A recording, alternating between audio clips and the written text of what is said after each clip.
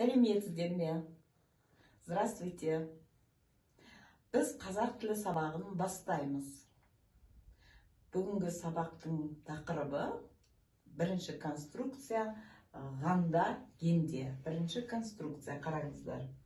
Ғанда генде. Что это означает, ғанда генде? Ғанда генде.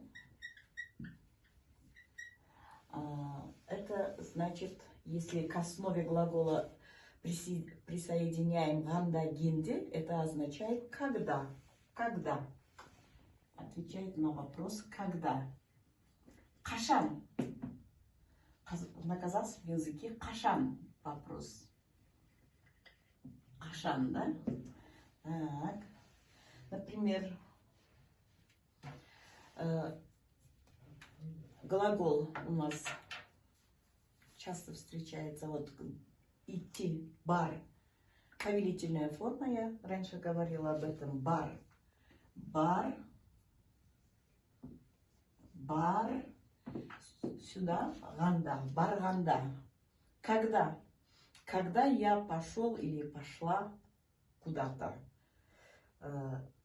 Получается, когда барғанда. Мысалы, например, мен